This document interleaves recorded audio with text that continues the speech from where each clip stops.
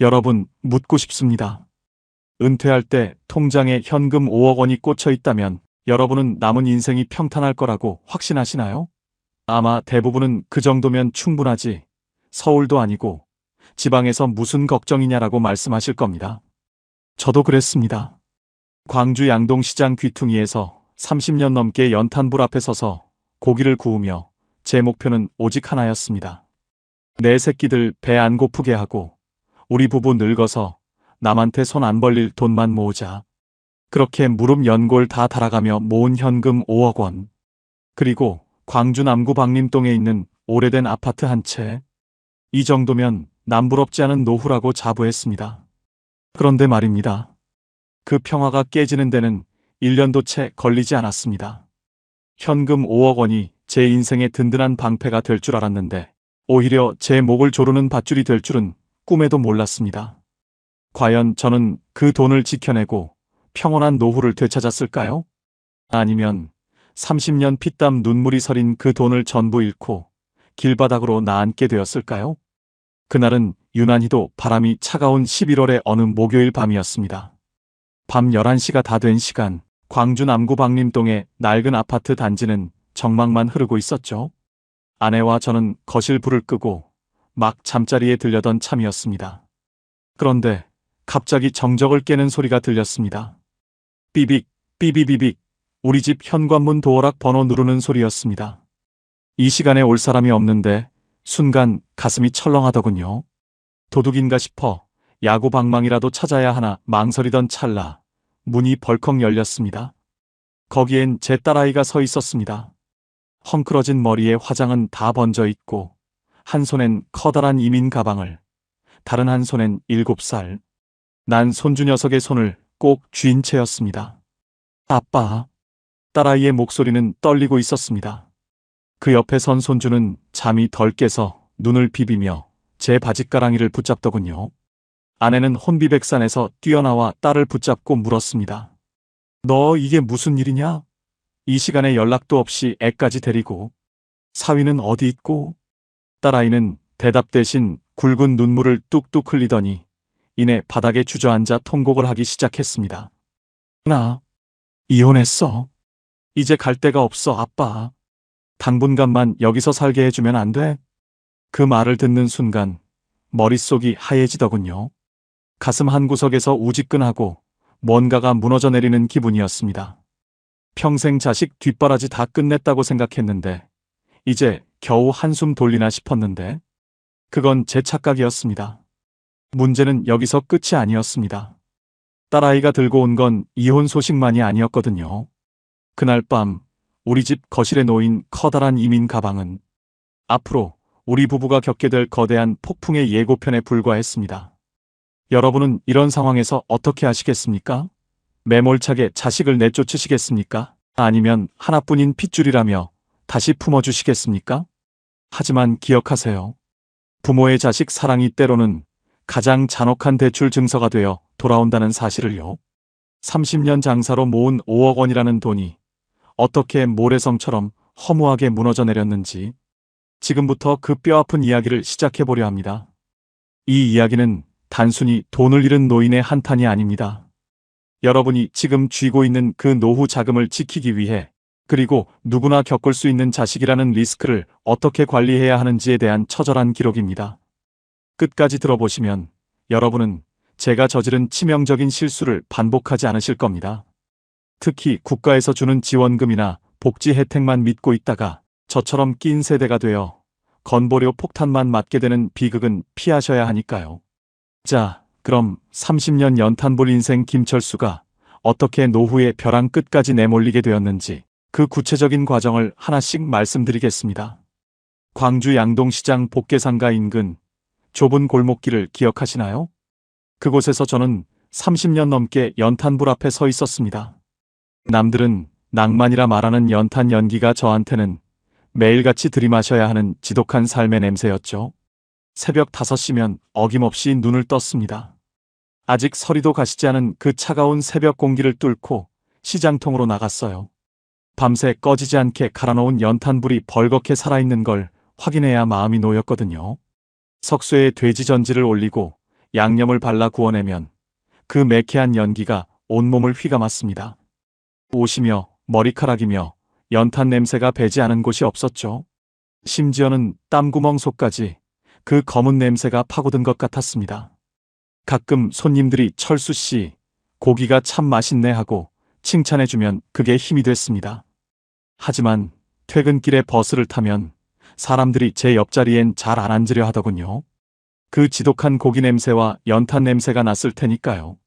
그때는 몰랐습니다. 그 냄새가 제 60대 노후를 대신해줄 유일한 훈장이 될 줄은요. 남들은 일찍부터 보험이다 뭐다 해서 미래를 준비한다고 난리였지만 저는 그럴 여유가 없었습니다. 장사해서 남는 돈은 무조건 통장에 넣었습니다. 현금이 제일이다. 내 눈에 보이는 숫자가 나를 지켜준다는 믿음 하나로 살았죠. 국민연금? 그런 건 돈 많은 공무원이나 대기업 다니는 사람들이나 하는 건 줄 알았습니다. 장사하는 사람이 무슨 연금이냐며 그 돈 아껴서 한 푼이라도 더 모으는 게 남는 거라고 생각했거든요. 아내 선희도 제 뜻을 잘 따라줬습니다. 식당 홀서빙하며 무릎이 퉁퉁 부어올라도 파스 한 장 붙이고 다시 앞치마를 맸던 사람입니다. 문제는 몸이었습니다. 30년 동안 하루 14시간씩 서서 일하다 보니 제 무릎 연골은 이미 다 닳아 없어졌더군요. 어느 날은 고기를 뒤집다가 갑자기 무릎이 꺾여서 주저앉아 버렸습니다. 손님들 앞에서 망신스러운 것도 몰랐어요. 그저 너무 아파서 눈물이 찔끔 나더라고요. 아내가 제 손을 잡고 병원에 가자고 보채던 그날 밤이 생각납니다. 철수 씨, 이제 그만하자. 우리 이만큼 모았으면 됐잖아. 자식들 다 키웠고 당신 이러다 진짜 못 걸어. 아내의 목소리가 떨리고 있었습니다. 그때 제 통장엔 딱 5억 원이 찍혀 있었습니다. 30년 동안 연탄 연기 마시며 하루도 안 쉬고 구워낸 고기 값이었죠. 박림동에 있는 낡은 아파트 한 채와 현금 5억 원. 광주 바닥에서 이 정도면 성공한 인생이라 생각했습니다. 생각처럼 쉽지 않았어요. 가게 문을 닫기로 결정한 날, 그 마지막 연탄불을 끄는데 이상하게 가슴이 뻥 뚫린 것 같더군요. 시원할 줄 알았는데 오히려 무서웠습니다. 이제 매일 들어오던 그 짭짤한 일당이 없다는 사실이 실감났거든요. 하지만 이내 마음을 다잡았습니다. 5억 원이나 있는데 뭐가 걱정이야? 은행에만 넣어놔도 이자가 얼만데? 우리 둘이 먹고 살기엔 충분해. 그렇게 저는 30년 장사꾼 인생을 정리하고 화려한 은퇴 생활을 꿈꿨습니다. 하지만 그건 제 오만이었습니다. 세상은 생각보다 훨씬 더 영악했고 제 30년 경험은 시장 골목 안에서만 통하는 것이었으니까요. 솔직히 그때는 제가 세상 물정을 다 아는 줄 알았습니다. 시장 바닥에서 온갖 사람 다 겪어봤으니 어디 가서 사기당할 일은 절대 없을 거라 자부했죠. 알고 보니 그게 아니었습니다. 가장 무서운 적은 멀리 있는 게 아니라 가장 가까운 곳에서 웃으며 다가온다는 걸 그때는 몰랐습니다. 제 무릎 연골과 맞바꾼 그 5억 원이 누군가에겐 아주 맛있는 먹잇감으로 보였다는 사실을요. 여러분, 혹시 지금 통장에 든든한 현금 좀 있다고 안심하고 계신가요? 나는 자영업 했으니까 퇴직금은 없어도 현금은 많아라고 자신하시나요? 병원까지 걸어가는 40분이라는 시간이 나이가 들수록 얼마나 무서운 공포로 다가오는지 겪어보지 않으면 모릅니다. 저도 처음엔 제가 승리자인 줄 알았습니다. 연탄 연기 자욱하던 시장통을 벗어나 봉선동. 비싼 찻집에서 차 한 잔 마실 때만 해도 제 인생의 황금기가 시작되는 줄만 알았습니다. 하지만 1년 뒤 제가 다시 그 시장통 골목을 서성거리며 남이 버린 연탄재를 쳐다보게 될 줄은 정말 꿈에도 몰랐습니다. 식당 문을 닫고 맞이한 첫 월요일 아침을 잊을 수가 없습니다. 새벽 5시면 어김없이 눈이 떠졌는데 갈 곳이 없더라고요. 항상 매캐한 연탄 냄새와 고기 비린내가 진동하던 거실에 앉아 있는데 집안이 그렇게 고요할 수가 없었습니다. 아내 선희도 덩달아 일어났죠. 우리는 말없이 거실 창밖으로 해가 뜨는 걸 지켜봤습니다. 여보, 우리 진짜 이제 안 나가도 되는 거야? 아내가 묻는데 저도 모르게 헛웃음이 나왔습니다. 응, 이제 우리 마음대로 살아도 돼. 오늘부터는 늦잠도 자고 맛있는 것도 먹으러 다니자. 그렇게 말하며 스마트폰 뱅킹 앱을 열어봤습니다. 거기엔 제가 평생을 바쳐 모은 5억 원이라는 숫자가 선명하게 찍혀 있었죠.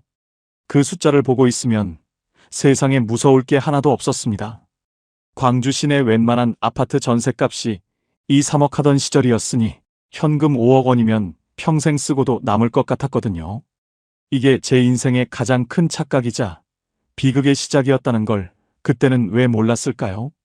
문제는 그 다음이었어요. 일을 안 하니까 시간이 너무 많더라고요. 처음 한두 달은 정말 꿈만 같았습니다. 아내랑 무등산 증심사 쪽으로 등산도 가고 내려오는 길에 보리밥도 사 먹었죠. 그전에는 1,000원 한 장 아끼려고 벌벌 떨었는데 이제는 돈 10,000원 쓰는 게 우습게 느껴졌습니다. 우리가 평생 고생했는데 이 정도도 못 써? 하는 보상 심리가 발동한 겁니다. 아내도 평생 못 해본 백화점 쇼핑을 시작하더군요. 신세계 백화점 광주점에 가서 며느리 줄 선물도 사고 본인 입을 좋은 옷도 몇 벌 샀습니다. 알고 보니 그게 아니었어요. 매달 따박따박 들어오던 장사 수익이 끊기니까 지출만 있고 수입은 영원인 생활이 시작된 겁니다. 그런데도 통장에 있는 5억 원이라는 거금이 제 감각을 마비시켰습니다. 에이, 1,000만 원 써봤자 아직 4억 9천만 원이나 남았는데 뭘. 그런 생각이 무서운 속도로 제 머릿속을 지배했습니다. 혹시 여러분 중에도 퇴직금이나 집 한 돈으로 목돈 쥐고 계신 분 계세요? 그 돈이 내 노후를 영원히 책임져 줄 것 같죠? 절대 아닙니다. 현금은요, 물 흐르듯이 빠져나가는 속성이 있더라고요. 은퇴하고 나니 그동안 연락 안 하던 고등학교 동창들이며 사회 친구들이 귀신같이 알고 연락을 해왔습니다. 철수야, 너 장사 정리했다며? 고생 많았다. 얼굴 한번 보자. 그 말에 기분이 좋아서 상무지구 비싼 횟집에서 제가 골든벨을 울렸습니다. 한 끼에 40만 원, 50만 원씩 결제하면서도 어깨에 힘이 들어갔죠. 야, 철수 돈 많이 벌었네. 역시 양동시장 큰손이다. 친구들의 치켜세우는 소리에 취해 제 형편을 망각했습니다.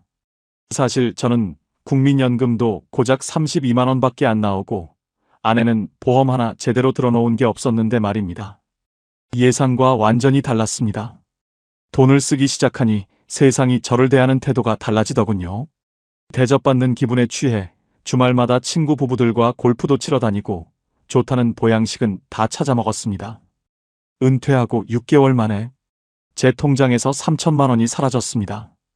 그때라도 정신을 차렸어야 했습니다. 하지만 저는 오히려 조급해졌어요. 이대로 쓰기만 하면 안 되겠는데? 이 돈을 좀 불려야 하지 않을까? 이런 생각이 들 때쯤 제 인생을 송두리째 흔들어 놓을 사람이 나타났습니다. 제 30년 지기 친구 성민이었죠. 성민이는 저랑 양동시장에서 같이 자란 놈입니다. 지금은 상무지구에서 사업을 한다며 번듯한 외제차를 타고 나타났더라고요. 철수야, 너 그 돈 그냥 은행에 묵혀두면 바보다. 요즘 금리가 몇 프로나 된다고 그러냐? 성민이가 저를 고급 일식집으로 데려가더니 조용히 말했습니다. 너만 알고 있어라. 이번에 지원금 엄청나게 쏟아지는 유망한 분야가 있거든. 내 말만 들으면 5억이 10억 되는 거 금방이야. 순간 마음이 철렁했어요. 5억이 10억이 된다는 소리에 가슴이 뛰기 시작했습니다. 그때 제 머릿속에는 평온한 노후가 아니라 더 큰 부자가 되어 자식들한테 큰 소리치는 제 모습만 그려졌습니다. 연금을 못 준비했다는 그 막연한 불안감을 투자를 통해 한 번에 해결하고 싶었던 거죠. 여러분, 사람이 욕심에 눈이 멀면 가장 기본적인 것도 안 보이더라고요. 저는 그 흔한 복지 혜택이 뭔지도 모르고 국가에서 운영하는 안정적인 상품에는 관심도 없었습니다. 그저 친구가 말하는 대박이라는 단어에만 꽂혀 있었죠. 아내 선희는 옆에서 계속 걱정했습니다. 여보, 우리 그냥 이 돈으로 조용히 살자. 투자는 무슨 투자야? 하지만 저는 오히려 아내를 타박했습니다. 당신이 뭘 알아? 세상이 변했어. 가만히 있으면 도태되는 거야. 지금 생각하면 제 입을 꿰매버리고 싶습니다. 평생 연탄 연기 마시며 정직하게 돈 벌어온 놈이 왜 은퇴하고 나서 그렇게 쉽게 돈 벌 생각만 했을까요? 아마도 그건 남은 30년 인생에 대한 공포를 돈으로 덮어버리고 싶었기 때문일 겁니다. 하지만 기억하세요. 내 노후 자금을 탐내는 사람은 멀리 있지 않습니다. 나를 가장 잘 알고 내가 가장 믿는 사람의 얼굴을 하고 다가옵니다. 그리고 그들은 귀신같이 압니다. 지금 내 통장에 얼마가 있고 내가 어떤 불안을 느끼고 있는지 말이죠. 저는 그때 성민이의 손을 잡지 말았어야 했습니다. 그게 제 인생 마지막 보루였던 5억 원을 낭떠러지로 밀어버리는 손길인 줄은 꿈에도 몰랐습니다. 여러분은 지금 누군가의 달콤한 제안에 흔들리고 계시진 않나요? 이것만 하면 노후 걱정 끝이다라는 말, 그거 세상에 없습니다. 제가 그 지옥 같은 경험을 직접 해봤으니 확실히 말씀드릴 수 있습니다. 광주 상무지구라고 하면 아마 광주 사시는 분들은 다 아실 겁니다. 시청이 있고 번듯한 건물들이 줄지어 서 있는 그야말로 광주에서 가장 화려한 동네죠. 양동시장 골목에서 평생 연탄재 뒤집어 쓰고 일하던 저에게 상무지구는 마치 다른 세상 같았습니다. 성민이가 저를 불러낸 곳은 상무지구에서도 아주 비싼 일식집이었습니다. 발렛 파킹을 해주는 입구부터 기가 죽더군요. 제 낡은 승용차를 맡기는데 옆에는 번쩍거리는 외제차들이 줄을 서 있었습니다. 방으로 안내받아 들어가니 성민이가 이미 앉아 있더군요. 비싼 정장을 입고 금태 안경을 쓴 모습이 예전 시장 바닥에서 같이 뛰어놀던 그 성민이가 맞나 싶었습니다. 성민이는 제 얼굴을 보자마자 환하게 웃으며 손을 맞잡았습니다. 철수야, 오느라 고생했다. 여기 회가 기가 막히니까 많이 먹어라. 그날 성민이가 주문한 코스 요리는 1인당 15만 원이 훌쩍 넘는 것이었습니다. 제 손은 여전히 거칠고 손톱 밑엔 연탄 가루가 박힌 것 같은데 성민이의 손은 아주 매끄러웠죠. 술잔이 몇 번 오가고 분위기가 무르익을 때쯤 성민이가 슬쩍 본론을 꺼냈습니다. 너 식당 정리하고 5억 원 정도 쥐고 있다며? 그거 그냥 통장에 넣어두면 바보 소리 듣는다. 성민이의 목소리는 아주 낮고 신중했습니다. 요즘 같은 저금리 시대의 물가 상승률 생각하면 내 돈은 가만히 앉아서 매일 깎이고 있는 거야. 너 국민연금 얼마나 나오냐? 성민이의 질문에 저는 고개를 떨구고 32만 4천 원이라고 답했습니다. 그러자 성민이가 혀를 차더군요. 그 돈으로 어떻게 사냐? 아내랑 둘이서 한 달 생활비만 해도 200만 원은 들 텐데. 5억 원? 그거 15년만 쓰면 다 없어져. 너 80살 넘어서 손주들 용돈도 못 주고 살래? 그 말이 제 심장을 콕 찔렀습니다. 안 그래도 통장에서 돈이 빠져나가기만 하는 게 무서웠거든요. 혹시 지금 이 글을 듣고 계신 분들 중에 퇴직하고 나서 통장 잔고 줄어드는 게 무서워 밤잠 설치시는 분 계시나요? 매달 나가는 건강보험료며 생활비가 마치 내 살점을 떼어가는 것처럼 느껴지시는 분들 말입니다. 저도 딱 그 심정이었습니다. 성민이는 제 불안함을 귀신같이 읽어냈습니다. 내가 이번에 대출 한 푼 안 끼고 현금으로만 3억 원을 벌었거든. 이게 다 정보력 차이야. 그러더니 가방에서 태블릿 PC를 꺼내 뭔가를 보여주더군요. 이게 배터리 소재 만드는 회사인데 이번에 정부에서 지원금만 수천억 원을 받는데 아직 공시 전이라 사람들 잘 모르는데 지금 사두면 무조건 3배는 간다. 태블릿 속 그래프는 무서운 기세로 위를 향해 뻗어 있었습니다. 저는 주식의 주자도 모르는 사람인데 그 빨간 그래프를 보니 눈이 뒤집히더군요. 나중에 알았는데요. 성민이가 보여준 그 화려한 지표들은 이미 꼭대기에 다다른 개미들을 꿰기 위한 미끼에 불과했습니다. 하지만 그때 제 눈에는 그게 황금으로 가는 지도처럼 보였습니다. 철수야, 너니까 내가 이 말 해주는 거야. 딱 2억 원만 넣어봐. 내년 이맘때면 그게 6억 원이 되어 있을 거다. 그럼 너 10억 원 자산가 되는 거야. 광주에서 그 정도면 노후 걱정 끝 아니냐? 10억 원이라는 소리에 침이 꼴깍 넘어갔습니다. 양동시장에서 연탄 불고기 10,000개를 넘게 구워야 만져볼 수 있는 돈이었으니까요. 생각처럼 쉽지 않았어요. 아내 선희 얼굴이 잠깐 스쳤습니다. 이 돈은 우리 생명줄인데 함부로 투자하면 안 되지 않을까? 하고 조심스럽게 물었습니다. 그러자 성민이가 비웃듯이 말하더군요. 너 그래서 언제까지 시장통 냄새 풍기며 살래? 이제는 품위 있게 살아야지. 선희 씨한테 명품 가방 하나 못 사주냐? 그 말에 제 자존심이 와르르 무너졌습니다. 평생 고생만 시킨 아내에게 보란 듯이 성공한 남편이 되고 싶다는 욕망이 고개를 들었습니다. 여러분, 시니어들이 가장 무너지는 순간이 언제인지 아십니까? 바로 나만 뒤처지고 있다는 조급함이 들 때입니다. 남들은 주식으로 돈 벌고 부동산으로 부자 되는데 나만 평생 몸 바쳐 모은 현금 갉아먹고 산다는 자괴감이 들 때, 그때 사기꾼들이 파고듭니다. 저도 그 유혹을 이겨내지 못했습니다. 그때는 몰랐습니다. 성민이가 사준 그 비싼 일식 코스 요리값이 사실은 제 노후, 자금 2억 원을 뜯어내기 위한 미끼값에 불과했다는 사실을요. 집으로 돌아오는 길 상무지구의 화려한 네온사인을 보며 저는 결심했습니다. 그래, 딱 한 번만 눈 감고 투자해보자. 그래서 우리 선이 호강 한번 시켜주자. 그 결심이 제 인생을 벼랑 끝으로 밀어넣는 첫걸음이었습니다. 이게 다가 아니었습니다. 성민이는 투자만 권한 게 아니었습니다. 투자금 입금하면 내가 관리해 줄게. 너는 주식 창 볼 줄도 모르잖아. 그 말에 저는 의심조차 하지 않고 다음 날 아침 일찍 은행으로 달려갔습니다. 은행 창구 직원이 큰 금액인데 어디에 쓰실 건가요? 라고 묻더군요. 저는 당당하게 투자 좀 하려고요 라고 답했습니다. 그때 그 직원의 걱정스러운 눈빛을 제가 왜 무시했을까요? 그렇게 제 피 같은 돈 2억 원이 성민이의 계좌로, 그리고 정체 모를 주식 종목으로 흘러들어갔습니다. 통장에 찍힌 잔액이 3억 원으로 줄어든 걸 보며 잠시 가슴이 철렁했지만 금방 기대를 품었습니다. 곧 7억 원이 되어 돌아올 텐데 뭐. 여러분, 절대 잊지 마세요. 모르는 분야에 내전 재산의 절반을 넣는 건 투자가 아니라 도박입니다. 특히 내 노후의 복지를 스스로 파괴하는 행위와 다를 바 없습니다. 저는 그날 밤 인생에서 가장 달콤한 꿈을 꿨습니다. 아내와 함께 유럽 여행을 가고 손주 녀석에게 현금을 두둑하게 쥐어주는 그런 꿈 말입니다. 지옥으로 가는 문이 열리고 있는 줄도 모르고 말이죠. 2억 원을 성민이 계좌로 쏘고 나서 며칠 동안은 제정신이 아니었습니다. 내 손을 떠난 그 큰 돈이 어떻게 됐을까?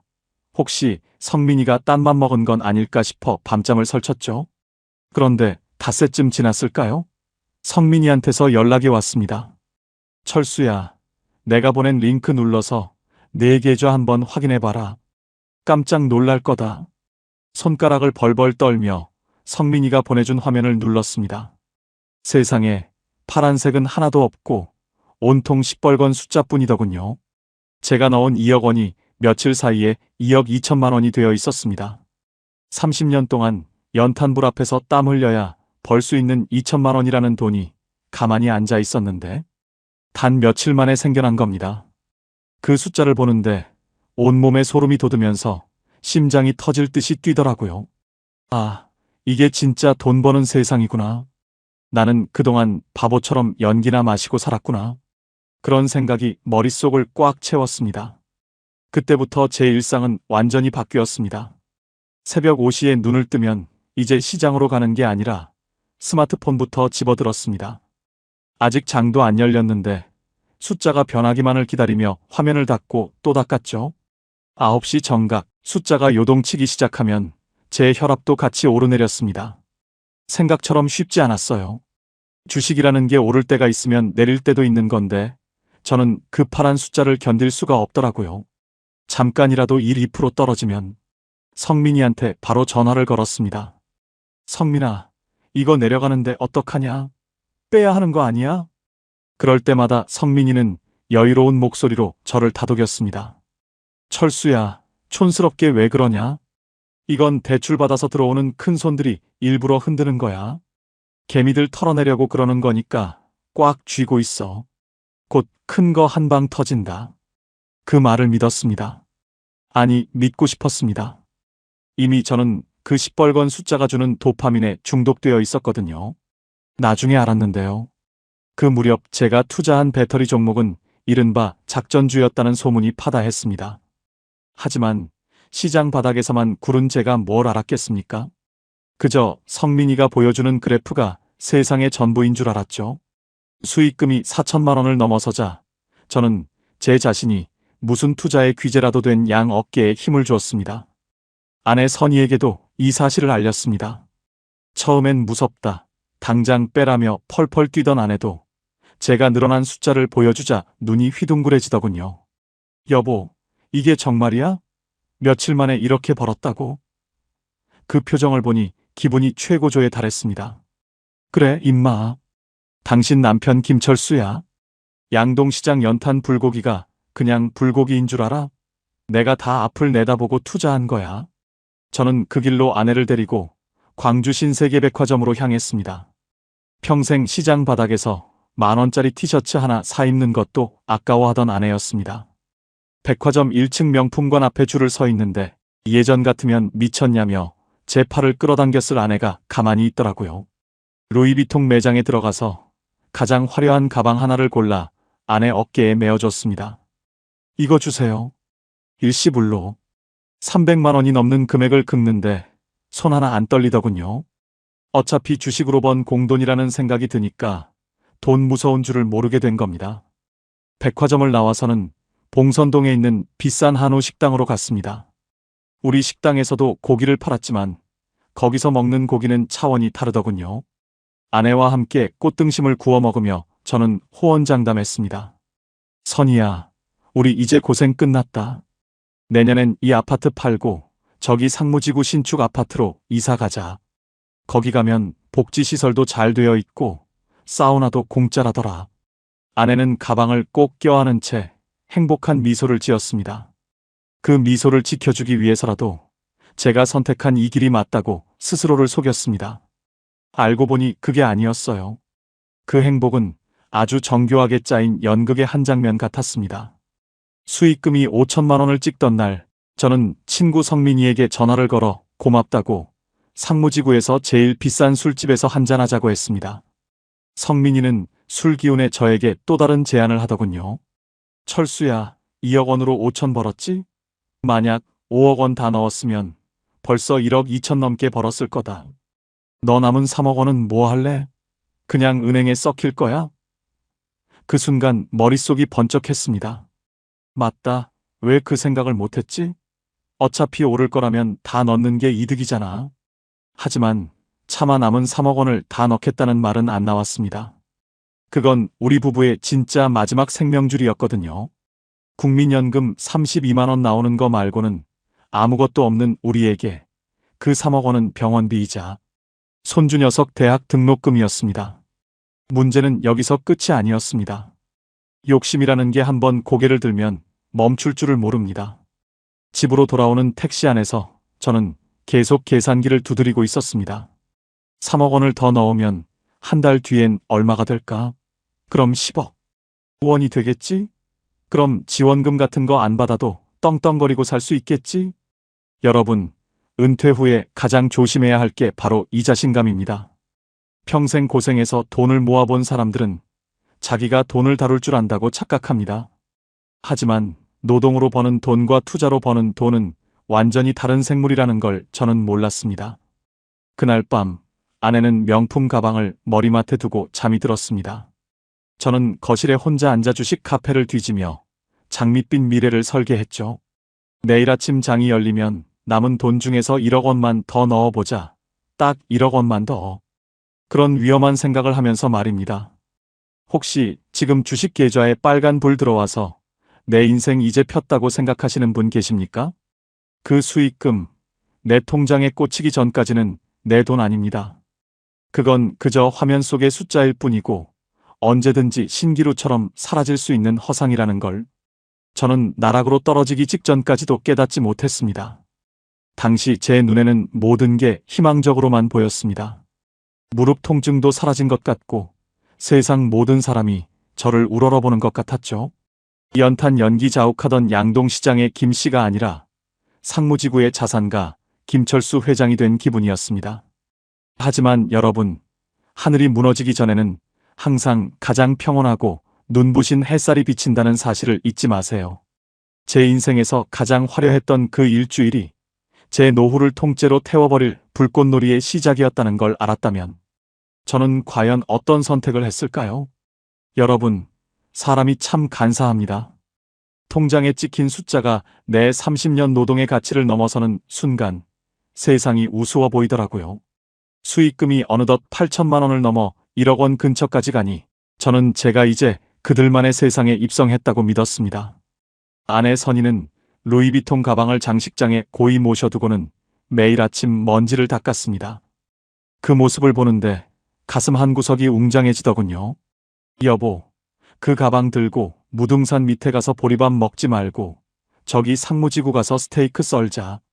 제 큰 소리에 아내는 수줍게 웃었습니다. 그때 제 머릿속엔 오직 한 가지 생각뿐이었습니다. 이 기세를 몰아 10억 원을 만들자. 그러면 우리 노후는 정말 끝이다. 30년 동안 한 번도 가입 안 했던 비싼 민간 보험도 알아보고 남들 다 한다는 해외 골프 여행 패키지도 검색해봤습니다. 마치 이미 10억 원을 번 사람처럼 행동하기 시작한 거죠. 아직 남은 게 있었어요.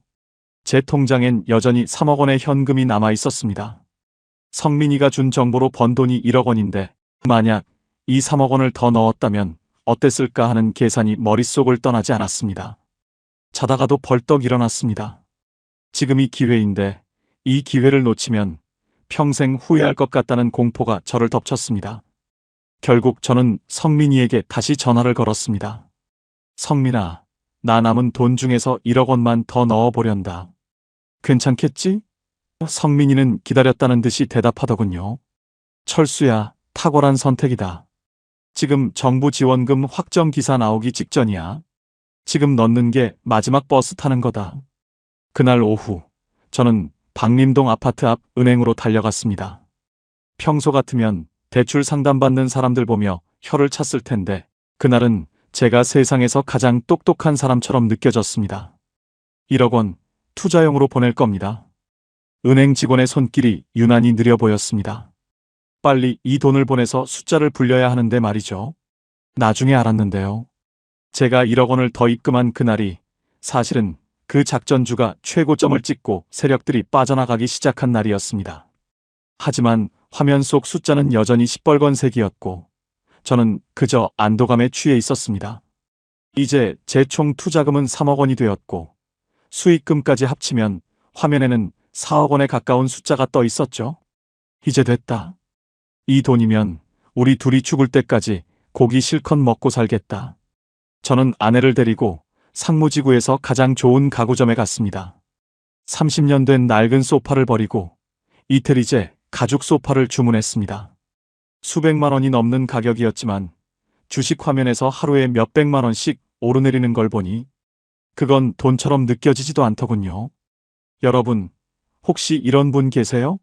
갑자기 수중에 돈이 좀 생기니까 평소에는 쳐다도 안 보던 비싼 물건들이 예뻐 보이시는 분들 말입니다.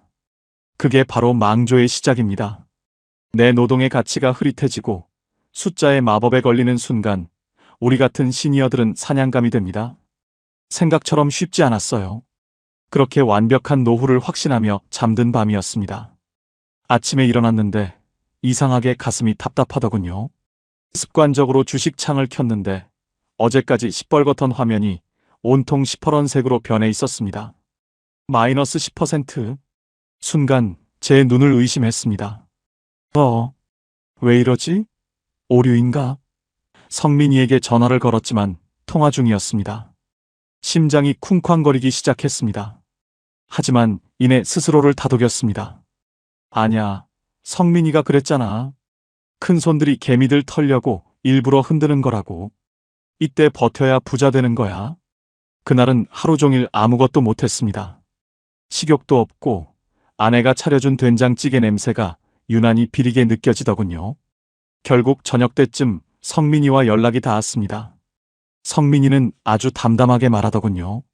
철수야, 걱정 마. 일시적인 조정이야. 내일이면 다시 치고 올라갈 거니까 푹 자라. 그때는 몰랐습니다. 성민이의 그 담담한 목소리가 사실은 공포를 숨기기 위한 연기였다는 것을요. 저는 그 말을 믿고 다시 안도했습니다. 그래, 30년 친구가 나한테 거짓말하겠어? 성민이도 자기 돈 넣었다는데. 저는 아내에게 주식이 좀 떨어졌다는 말은 쏙 빼놓고 오히려 내일 더 오를 거니까. 맛있는 거나 시켜 먹자며 너스레를 떨었습니다. 그날 밤, 저는 주문한 가죽 소파에 앉아 텔레비전을 봤습니다. 뉴스를 보니 요즘 노인 복지 혜택이 늘어난다는 소식이 나오더군요. 저는 코웃음을 쳤습니다.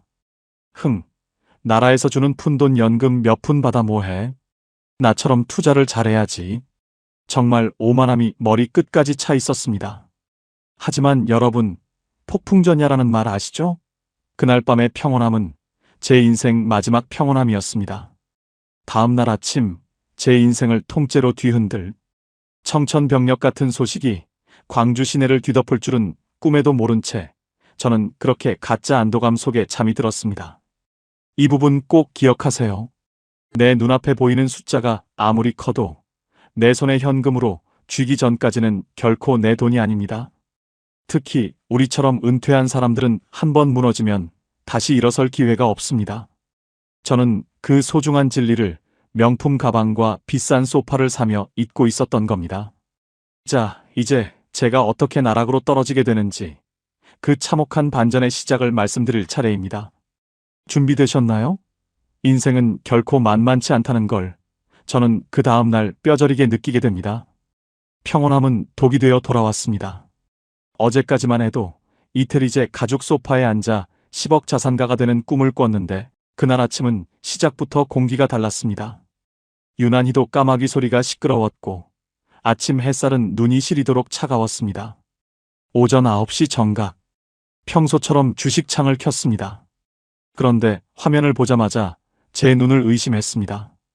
빨간색은커녕 온통 시퍼런 숫자들이 화면을 도배하고 있었거든요. 마이너스 30%. 네, 하한가였습니다. 손가락이 덜덜 떨려서 화면을 몇 번이나 다시 눌렀는지 모릅니다. 이게 뭐야? 이게 왜 이래? 혼잣말이 터져나왔습니다. 불과 어제까지만 해도 곧 호재가 터질 거라던 성민이의 말이 귓가를 맴도는데 눈앞의 숫자는 잔인하게도 제 재산이 허공으로 사라지고 있음을 알리고 있었습니다. 순간 마음이 철렁했어요. 심장이 터질 것처럼 뛰기 시작했습니다. 저는 급하게 성민이에게 전화를 걸었습니다. 신호음은 가는데 받질 않더군요. 한 번, 두 번, 세 번, 10번을 넘게 걸어도 성민이는 묵묵부답이었습니다. 문제는 여기서 끝이 아니었습니다. 인터넷 뉴스창에 제가 투자한 종목 이름이 뜨기 시작했습니다. 배터리 신소재 유망기업, 횡령 및 배임 혐의로 거래 정지 위기. 글자를 읽는데 머릿속에서 폭탄이 터지는 것 같았습니다. 정부 지원금을 받기로 했다던 그 장밋빛 기사는 어디에도 없었고 사기극이라는 단어만 제 눈을 찔러댔습니다. 저는 미친 사람처럼 옷을 챙겨 입고 밖으로 뛰어나갔습니다. 아내가 어디 가냐고 묻는 말도 무시한 채 상무지구에 있는 성민이의 사무실로 향했습니다. 운전대를 잡은 손이 너무 떨려서 사고가 날 뻔한 게 한두 번이 아니었습니다. 아닐 거야. 성민이가 그럴 리가 없어. 우리가 같이 보낸 세월이 몇 년인데. 그렇게 스스로를 다독였지만 등 뒤로는 식은땀이 비오듯 흘렀습니다. 상무지구 번화가에 도착해 성민이의 사무실 앞에 섰을 때 저는 그대로 주저앉고 말았습니다. 굳게 닫힌 유리문에는 임대 문의 종이가 붙어 있었고 사무실 안은 텅 비어 있었습니다. 엊그제 여기서 저에게 비싼 차를 대접하며 큰 소리 치던 그 당당한 성민이의 모습은 신기루처럼 사라지고 없었습니다. 알고 보니 그게 아니었어요. 옆 사무실 사람에게 물어보니 이미 보름 전부터 야반도주를 준비하는 기미가 보였다고 하더군요. 성민이는 제 돈 3억 원뿐만 아니라 다른 친구들의 노후 자금까지 싹 긁어서 자취를 감춘 것이었습니다. 그놈이 타고 다니던 외제차도 사실은 대출 한도까지 끌어쓴 리스 차량이었다는 사실을 그때야 알게 되었습니다. 광주 시내 한복판에서 67살 먹은 노인이 꺼이꺼이 울었습니다. 지나가는 사람들이 쳐다보는 것도 부끄럽지 않았습니다. 내 30년 연탄불 인생이 이렇게 허무하게 무너지는구나 싶으니 숨이 안 쉬어지더라고요. 성민아, 이 나쁜 놈아, 내가 어떻게 나한테 이럴 수 있냐? 소리를 질러봤지만 돌아오는 건 차가운 빌딩 숲의 메아리뿐이었습니다. 생각처럼 쉽지 않았어요. 정신을 차리고 보니 벌써 오후 4시가 넘었더군요. 집으로 돌아가는 길이 지옥 같았습니다. 아내 선희에게 이 사실을 어떻게 말해야 할지, 그 명품 가방을 보며 행복해하던 아내의 얼굴을 어떻게 마주해야 할지 도무지 엄두가 나지 않았습니다. 집에 들어서자마자 아내가 다가왔습니다. 여보, 얼굴이 왜 이래? 무슨 일 있었어? 저는 대답도 못하고 거실 소파에 쓰러지듯 앉았습니다. 아내의 눈치를 보며 주식 계좌를 다시 확인했습니다. 거래 정지. 이제 제 3억 원은 휴지 조각이 된 겁니다. 솔직히 포기하고 싶었습니다. 통장 잔고를 확인해 보니 투자하고 남은 돈 2억 원이 전부였습니다. 처음 5억 원을 쥐었을 때만 해도 세상을 다 가진 것 같았는데 단 몇 달 만에 제 재산의 절반 이상이 증발해버린 겁니다. 아직 국민연금은 나오려면 멀었고 당장 다음 달부터 날아올 건강보험료 폭탄은 어떻게 감당해야 할지 막막하기만 했습니다. 여러분, 혹시 이런 기분 아십니까? 내 발밑의 땅이 갑자기 푹 꺼져서 끝도 없는 나락으로 떨어지는 기분 말입니다. 저는 그날 밤 한숨도 자지 못했습니다. 아내는 옆에서 곤히 자고 있는데 저는 거실로 나와 소주를 한 병 깠습니다. 30년 동안 술, 담배 멀리하며 성실하게 살아온 대가가 고작 이것뿐인가 싶어 하늘이 원망스럽더군요. 여기서 끝이 아니었어요. 다음 날 아침 눈을 뜨자마자 모르는 번호로 전화가 왔습니다. 성민이에게 돈을 맡겼던 다른 동창 녀석이었습니다. 철수야, 너도 당했지? 우리 지금 경찰서 가려고 하는데 너도 올래? 그 친구의 목소리에도 절망이 가득했습니다. 하지만 경찰서에 간다고 해서 사라진 돈이 돌아올까요? 사기꾼들은 이미 돈을 빼돌려 해외로 튀었거나 자기 명의의 재산은 하나도 남겨두지 않았을 게 뻔했습니다. 그제야 제가 얼마나 어리석었는지 깨달았습니다. 평생 고기 구우며 돈 버는 법만 알았지 지키는 법은 하나도 몰랐던 겁니다. 자영업자라고 국가에서 주는 복지 혜택 하나 챙기지 못하고 그저 친구 말만 믿고 전 재산을 던진 제 손가락을 잘라버리고 싶었습니다. 이 부분 꼭 기억하세요. 은퇴 후에 가장 무서운 건 돈을 잃는 것보다 사람을 잃고 자신감을 잃는 것입니다. 저는 그날 이후로 사람 눈을 못 마주치겠더라고요. 길에서 마주치는 모든 사람이 저를 비웃는 것 같았습니다. 저 노인네 평생 고생해서 번 돈 사기당했더라며 수군거리는 환청이 들릴 정도였습니다. 아내에게는 차마 거래 정지라는 말까지는 못하고 주식이 좀 많이 떨어져서 당분간은 조심해야 한다고만 둘러댔습니다. 아내는 제 어깨를 토닥이며 괜찮아 여보. 돈이야 또 벌면 되지. 우리 건강만 하면 되라고 말해주더군요.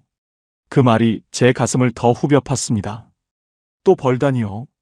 67살 먹은 연골 다 다른 노인이 어디서 돈을 번단 말입니까?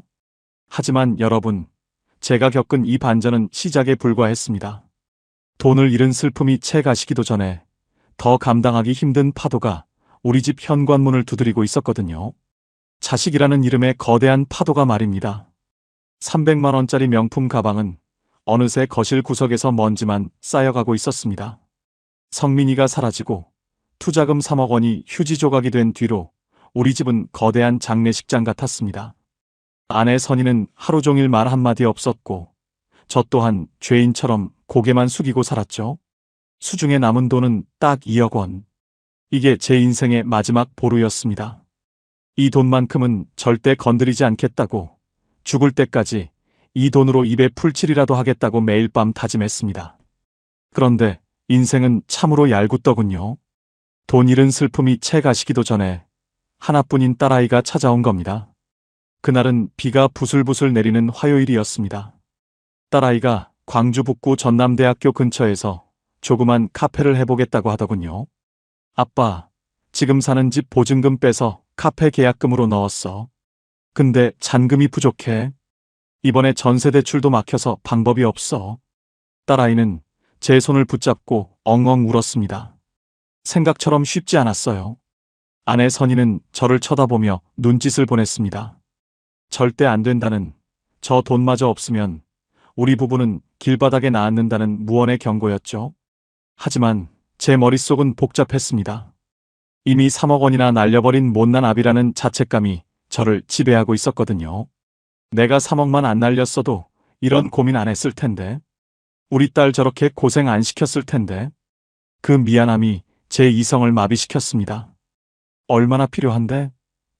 제 입에서 나간 말에 아내는 얼굴이 하얗게 질렸습니다. 2억만 있으면 돼, 아빠.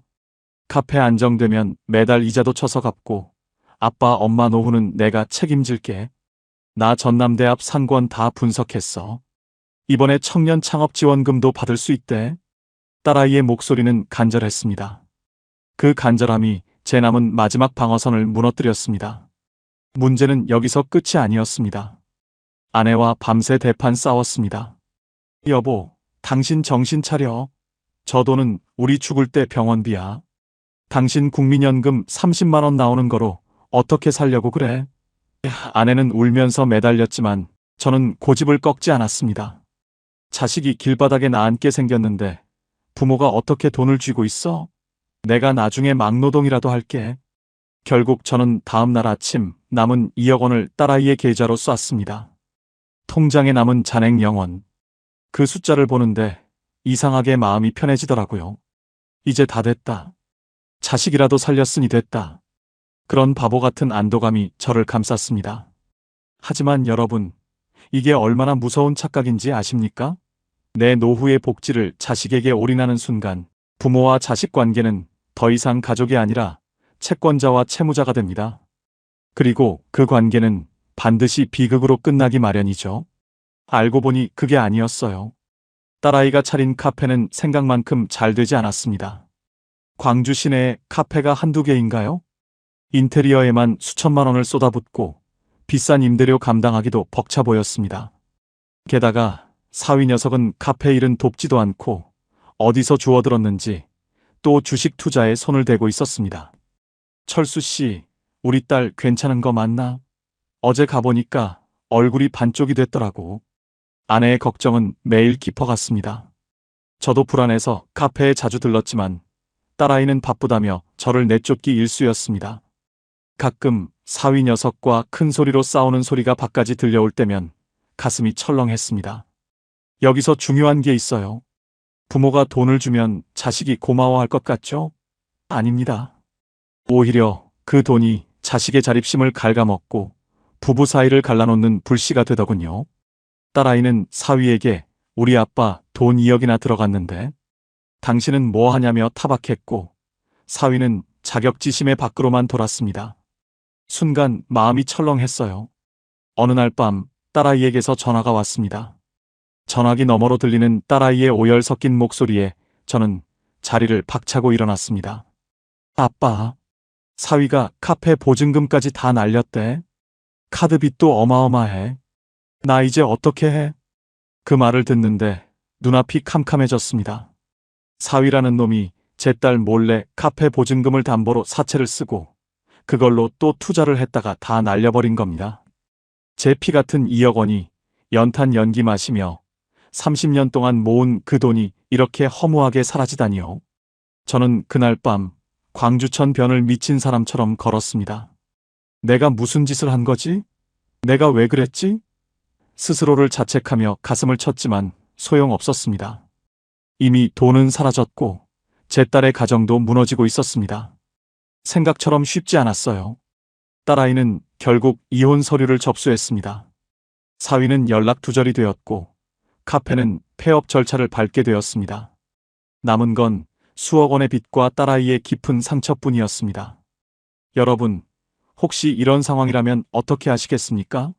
전 재산을 날리고 자식까지 무너진 이 상황에서 부모로서 할 수 있는 게 무엇일까요? 저는 당장 내일 먹을 쌀쌀 돈도 걱정해야 하는 처지가 되었습니다. 암보험 하나 들어놓지 못한 제 자신이 원망스러워 미칠 것 같았습니다. 아직 남은 게 있었어요. 돈보다 더 무서운 게 남았습니다. 바로 현실이라는 괴물이었죠. 딸아이는 짐 가방 2개를 들고 7살 난 손주의 손을 잡은 채 제가 인트로에서 말씀드린 그날 밤 우리 집으로 찾아왔습니다. 아빠, 나 당분간만 여기서 살게. 그 한마디가 제 가슴에 대못을 박았습니다. 이제 우리 부부의 낡은 아파트에는 돈 한 푼 없는 노인 둘과 빚더미에 앉은 딸, 그리고 아무것도 모르는 손주까지 네 식구가 살게 된 겁니다. 이게 제 30년 장사 인생의 결론이었습니다. 현금 5억 원을 쥐고 큰 소리 치던 김철수는 어디 가고 이제는 한 끼 식사 비용을 걱정해야 하는 초라한 노인만 남았습니다. 박림동에 30년 된 낡은 아파트가 이렇게 좁았던가요? 성인 3세 7살 난 손주 녀석까지 넷이서 비비고 사니 집안은 매일같이 아수라장이었습니다. 딸아이는 안방에서 손주와 함께 지냈고 저와 아내는 거실에 이부자리를 펴고 잤습니다. 새벽마다 화장실 가는 소리, 딸아이의 깊은 한숨 소리에 잠을 설치기 일쑤였죠. 가장 무서운 건 아침마다 찾아오는 정적이었습니다. 예전 같으면 오늘 장사 준비해야지 하며 활기차게 일어났을 텐데 이제는 눈을 떠도 갈 곳이 없었습니다. 통장 잔고는 바닥을 드러냈고 매달 25일에 들어오는 제 국민연금 32만 4천 원이 우리 가족 4명의 유일한 생명줄이 되었습니다. 여러분, 32만 원으로 내 식구가 한 달을 살 수 있다고 생각하십니까? 관리비 내고 손주 녀석. 우유 사고 나면 남는 게 하나도 없었습니다. 평생 연탄 고기 구우며 돈 걱정 없이 살 줄 알았는데 이제는 마트 전단지를 보며 100원이라도 싼 계란을 찾아온 동네를 헤매는 처지가 된 겁니다. 문제는 여기서 끝이 아니었습니다. 딸아이는 이혼의 충격 때문인지 하루 종일 멍하니 창밖만 바라봤습니다. 사위 녀석이 남기고 간 빚 때문에 가끔 모르는 번호로 전화가 올 때마다 딸아이는 사시나무 떨듯 떨더군요. 그 모습을 지켜보는 제 가슴은 시커먼 연탄재처럼 타들어갔습니다. 어느 날 저녁이었습니다. 손주 녀석이 제 바짓가랑이를 붙잡으며 말하더군요. 할아버지, 나 치킨 먹고 싶어. 양념치킨. 그 맑은 눈망울을 보는데 가슴이 턱 막혔습니다. 주머니를 뒤져보니 꼬깃꼬깃한 10,000원짜리 한 장뿐이었습니다. 생각처럼 쉽지 않았어요. 치킨 한 마리에 배달비까지 하면 2만 원이 훌쩍 넘는 세상인데 할아버지라는 놈이 손주 치킨 한 마리 못 사주는 처지라니요. 저는 결국 아내 몰래 집을 나섰습니다. 뭐라도 해야 했습니다. 67살 남들은 손주 재롱 보며 복지관에서 바둑이나 두는 나이라지만 저에게는 그럴 사치가 없었습니다. 다음 날 아침 저는 정장을 꺼내 입었습니다. 양동시장 골목에서 일할 때 샀던 어깨가 다해진 낡은 정장이었죠. 광주 고용복지플러스 센터로 향하는 버스 안에서 저는 몇 번이나 마음을 다잡았습니다. 철수야, 부끄러워하지 마라. 내가 무너지면 저 어린 것들은 굶는다. 센터에 도착하니 젊은 사람들부터 제 또래 어르신들까지 줄이 길게 늘어서 있더군요. 상담 창구에 앉아 이력서를 내밀었습니다. 경력사항에 적힌 연탄 불고기 전문점 30년 운영. 상담원은 안쓰러운 눈빛으로 저를 쳐다보더니 고개를 가로저었습니다. 어르신, 요즘은 자영업 경력보다는 자격증이 중요해요. 경비원 자리도 이미 대출받아서 교육까지 다 이수한 분들이 줄을 서 계십니다. 혹시 몸은 건강하세요? 그 질문에 저는 힘없이 고개를 끄덕였습니다. 하지만 현실은 냉혹했습니다. 무릎 연골이 다 닳아버린 67살 노인을 받아주는 곳은 광주 시내 어디에도 없었습니다. 여기서 중요한 게 있어요. 여러분, 노후의 기술 하나 없다는 게 이렇게 비참할 줄 몰랐습니다. 평생 고기만 구웠지 컴퓨터 한 번 다뤄본 적 없는 저에게 세상은 너무나 가혹한 곳이었습니다. 터덜터덜 센터를 나와 상무지구 쪽으로 걸어갔습니다. 저 멀리 성민이와 갔던 그 비싼 일식집 간판이 보이더군요. 순간 피가 거꾸로 솟는 기분이었습니다. 성민이 이 녀석 지금 어디서 내 돈으로 호의호식하고 있을까? 그놈 말만 안 들었어도 내 소중한 5억 원만 지켰어도 지금쯤 손주 녀석 손잡고 동물원이나 가고 있었을 텐데 말입니다. 나중에 알았는데요. 저처럼 은퇴 후에 창업이나 지원금, 정보의 어두운 시니어들을 노리는 사기꾼들이 광주 시내에만 수십 명이라고 하더군요. 저는 그들의 아주 쉬운 먹잇감이었던 겁니다. 주머니에 든 10,000원짜리를 만지작거리며 저는 결심했습니다. 청소 일이라도 좋고 공사판 뒷일이라도 좋다. 뭐든 해야 한다. 집으로 돌아오는 길에 박림동 시장 입구에서 발걸음을 멈췄습니다. 인력 모집이라는 투박한 글씨가 써진 직업소개서 앞에 섰죠. 저기요, 일자리 좀 있을까요? 제가 힘은 좀 씁니다. 소개소 소장님은 제 거친 손을 보더니 담배 연기를 내뱉으며 말했습니다. 사장님, 연세가 좀 있으신데 내일 새벽 5시에 나오셔. 현장 잡부 일인데 하루 일당 13만 원입니다. 할 수 있겠소? 그 13만 원이라는 소리에 제 눈이 번쩍 뜨였습니다. 32만 원 연금보다 훨씬 큰 돈이었으니까요. 네, 하겠습니다. 꼭 나오겠습니다. 아내 눈을 못 마주치겠더라고요. 그날 밤 아내에게는 그냥 친구 만나고 왔다고 거짓말을 했습니다. 하지만 새벽 4시 반에 조용히 일어나 나갈 준비를 하는데 아내가 제 손을 잡았습니다. 여보, 꼭 가야 해? 당신 무릎도 안 좋은데. 아내는 이미 다 알고 있었던 겁니다. 선이야, 우리 손주 치킨도 사줘야 하고 딸아이 기운도 차리게 해줘야지. 걱정 마, 나 아직 튼튼해. 저는 아내의 손을 뿌리치듯 밖으로 나왔습니다. 새벽 공기가 유난히도 차가웠습니다. 광주 시내의 찬 바람을 맞으며 서 있는데 제 신세가 꼭 다 타버린 연탄재 같다는 생각이 들더군요. 여기서 끝이 아니었습니다.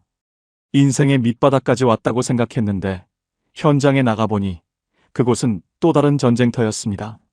제 나이보다 10살은 어려 보이는 반장에게 어이, 김씨, 빨리 안 움직여? 라는 소리를 들으며 벽돌을 날랐습니다. 무릎에서는 비명이 터져나왔고 허리는 끊어질 듯 아팠습니다. 솔직히 포기하고 싶었습니다. 점심시간에 구석에 앉아 차가운 도시락을 먹는데 눈물이 밥 위로 뚝뚝 떨어졌습니다. 내가 왜 이렇게 살고 있나? 어디서부터 잘못된 걸까? 5억 원이라는 돈을 쥐고도 지키지 못한 제 자신이 너무나 한심했습니다.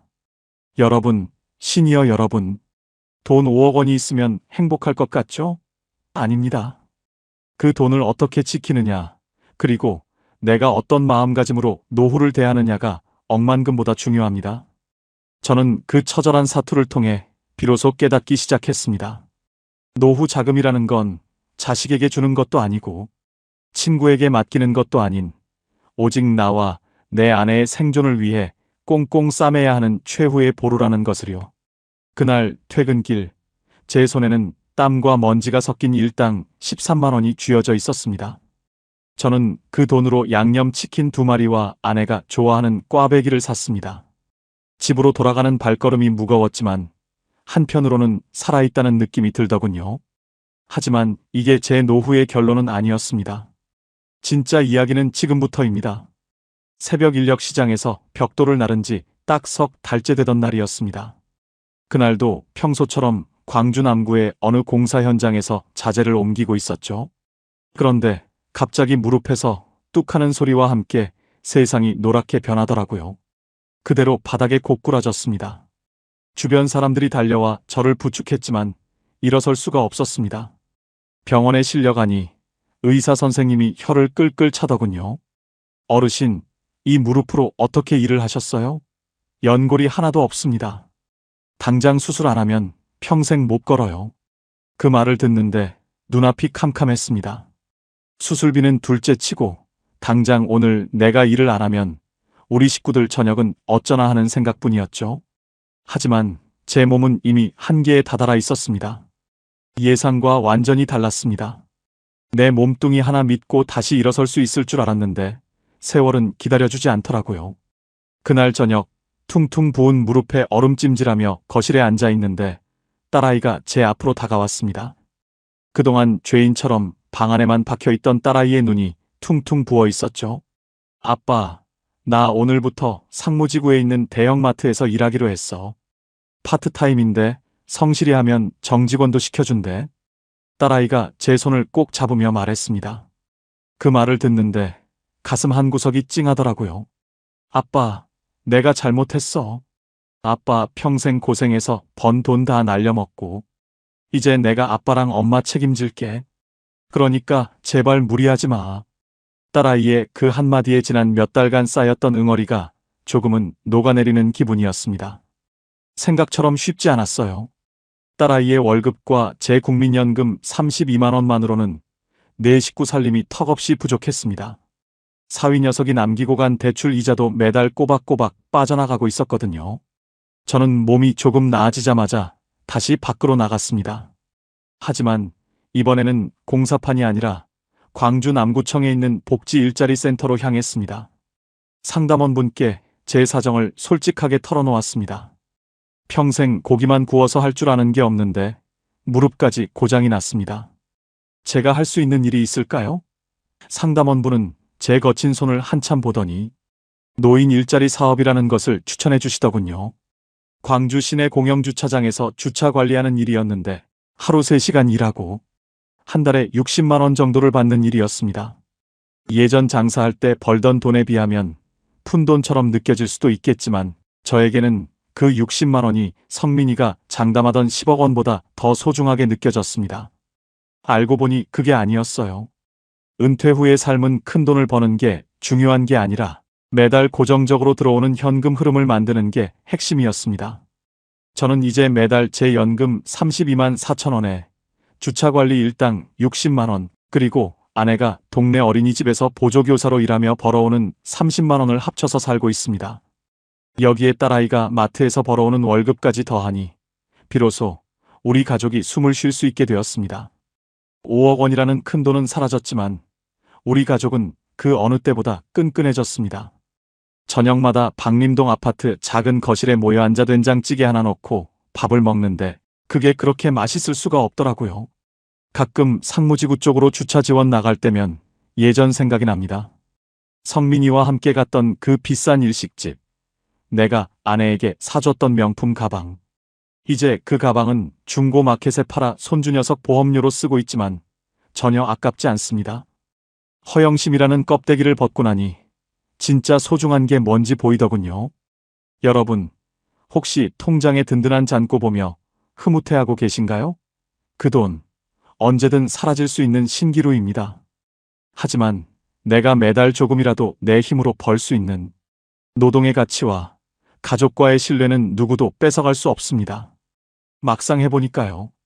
돈이 없으면 불행할 줄 알았는데 돈이 없으니 오히려 아내와 더 많은 대화를 하게 되더군요. 아내는 요즘 제 무릎에 약을 발라주며 말합니다. 여보, 우리 5억 원 잃은 게 아니라 5억 원으로 인생 공부 제대로 했다고 생각하자. 지금 이렇게 다 같이 모여 사는 게 진짜 행복 아니겠어? 그 말에 저는 그냥 웃고 맙니다. 그래도 속으로는 가끔 쓰라린 건 사실입니다. 양동시장 그 뜨거운 연탄불 앞에서 보낸 청춘이 아깝지 않다면 거짓말이겠죠. 하지만 저는 이제 뒤를 돌아보지 않기로 했습니다. 지금 제 손에는 오늘 주차장에서 받은 지원금, 안내문 한 장과 손주 녀석에게 줄 붕어빵 봉지가 들려 있습니다. 비록 통장 잔고는 예전 같지 않지만 제 마음만큼은 그 어느 때보다 가볍습니다. 아직 남은 게 있었어요. 딸아이의 빚 문제도 여전히 남아있고 제 무릎 수술도 언젠가는 해야 합니다. 하지만 이제는 두렵지 않습니다. 한번 바닥을 쳐봤으니 이제는 올라갈 일만 남았다는 걸 알거든요. 국가에서 운영하는 채무조정지원금 제도도 알아보고 있고 조금씩 저축도 다시 시작했습니다. 여러분, 노후는 버티는 게 아니라 적응하는 것이었습니다. 제가 30년 넘게 고기를 구우며 배운 건 인내였는데 은퇴 후에 배운 건 비우는 법이었습니다. 비우고 나니 비로소 사람 냄새나는 진짜 인생이 시작되더라고요. 자, 이제 제 이야기도 막바지에 다다랐습니다. 제가 5억 원이라는 거금을 1년 만에 날리면서 뼈저리게 느낀 것들, 여러분께 꼭 전해드리고 싶은 마지막 조언이 있습니다. 이것만큼은 꼭 기억하셔야 여러분의 소중한 노후를 지킬 수 있습니다. 여러분, 제 긴 이야기를 끝까지 들어주셔서 감사합니다. 광주 양동시장에서 연탄 연기 마시며 30년 넘게 불고기를 구웠던 저 김철수가 마지막으로 여러분 가슴에 대못을 박는 심정으로 몇 가지 조언을 드리려 합니다. 제 5억 원은 이미 흔적도 없이 사라졌습니다. 누구를 원망하겠습니까? 제 욕심이 화를 불렀고 제 무지가 화근이었던 것을요. 하지만 지금 이 영상을 보고 계시는 여러분만은 저와 같은 길을 걷지 않으셨으면 좋겠습니다. 제가 5억 원이라는 비싼 수업료를 내고 배운 노후의 진실 3가지만 꼭 기억하십시오. 첫 번째는 현금 뭉칫돈은 내 돈이 아니라 사기꾼들의 돈이라는 사실입니다. 은퇴할 때 통장에 몇억 원씩 꽂혀 있으면 세상 다 가진 것 같으시죠? 그게 독약입니다. 우리 같은 시니어들은 그 큰 돈을 굴릴 능력이 없습니다. 돈이 있으면 쓰고 싶고, 불리고 싶고, 자랑하고 싶은 게 사람 마음입니다. 그럴 때는 무조건 그 돈을 매달 나오는 돈으로 쪼개야 합니다. 저는 국민연금 32만 원 나오는 걸 우습게 알았습니다. 에이, 그 푼돈 받아서 뭐해? 라고 생각했죠. 그런데 망하고 나니 그 32만 4천 원이 저를 살린 유일한 생명줄이었습니다. 여러분, 목돈이 생기면 절대 주식이나 투자에 넣지 마십시오. 차라리 즉시연금이나 주택연금처럼 내가 죽을 때까지 나라에서 따박따박 보내주는 시스템으로 묶어버리세요. 내 손에 현금이 없어야 사기꾼도 안 꼬이고 자식도 손을 안 벌립니다. 두 번째는 자식에게 현금을 주는 건 자식의 인생을 망치는 길이라는 겁니다. 이게 가장 가슴 아픈 조언입니다. 저도 딸아이 전세 보증금 해줄 때 그게 부모의 도리인 줄 알았습니다. 그런데 아니었습니다. 부모가 노후 자금을 다 털어 자식에게 주면 자식은 고마워하는 게 아니라 의존하게 됩니다. 그리고 그 돈을 우습게 알아요. 결국 우리 딸은 이혼했고 사위는 제 돈으로 대출 돌려막기를 하다가 도망갔습니다. 만약 제가 그때 딸아, 아빠는 이 돈 없으면 죽는다, 빌려줄 순 없다라고 매정하게 거절했다면 어땠을까요? 아마 딸아이는 스스로 살아갈 방법을 찾았을 거고 가정도 어떻게든 지키려 노력했을 겁니다. 여러분, 자식에게는 돈 대신 부모가 건강하게 자기 앞가림하는 모습을 보여주는 게 최고의 유산입니다. 내가 가난해지면 결국 자식에게 짐이 됩니다. 자식을 사랑하신다면 절대 여러분의 마지막 생명줄인 현금을 넘겨주지 마십시오. 마지막으로 국가의 복지와 정보에 귀를 기울이셔야 합니다. 저는 평생 장사만 하느라 나라에서 주는 지원금이나 혜택 같은 거 하나도 몰랐습니다.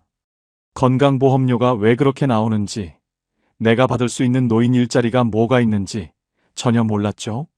그저 내 몸뚱이 하나 믿고 살다가 몸이 무너지니 대책이 없었습니다. 지금이라도 주민센터나 복지관에 자주 나가십시오. 나라에서 시니어들을 위해 마련한 복지 혜택이 생각보다 많습니다. 저도 지금은 주차 관리 일을 하며 소소하게 보람을 느낍니다. 큰돈 벌 생각하지 마시고 사회와 연결되어 조금씩이라도 움직이는 삶을 준비하십시오. 생각처럼 쉽지 않았어요. 저도 처음엔 자존심 상해서 복지관 문턱도 못 넘었습니다. 하지만 자존심이 밥 먹여주지 않더라고요. 비우고 나니 비로소 보였습니다.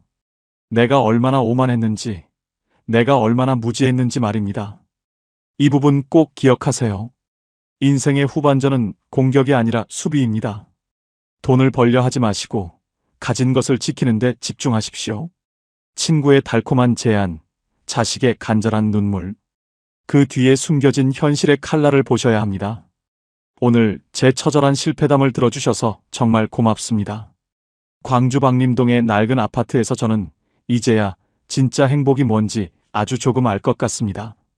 비록 5억 원은 날렸지만 오늘 퇴근길에 사는 3,000원짜리 붕어빵 봉투가 제 마음을 더 따뜻하게 해줍니다. 오늘 제 이야기가 여러분의 소중한 노후를 지키는데 작은 보탬이 되었기를 바랍니다. 마지막으로 꼭 기억해야 할 3가지 요약해드립니다. 목돈은 무조건 연금화하세요. 매달 들어오는 현금이 진짜 실력입니다. 자식에게 현금 지원은 독약입니다. 내 노후가 안정되어야 자식도 삽니다. 사회복지 혜택을 공부하세요. 혼자 버티려 하지 마십시오. 이 내용이 도움이 되셨다면 주변의 소중한 친구분들께도 꼭 공유해 주세요. 여러분의 작은 관심이 누군가의 노후를 구하는 빛이 될 수도 있습니다. 구독과 좋아요는 저 같은 노인이 다시 일어서는데 큰 힘이 됩니다. 다음에 더 진솔하고 현실적인 이야기로 찾아뵙겠습니다. 여러분 건강하십시오. 그리고 여러분의 돈을 꼭 지키십시오. 지금까지 광주 양동시장 연탄 불고기집 김철수였습니다. 감사합니다.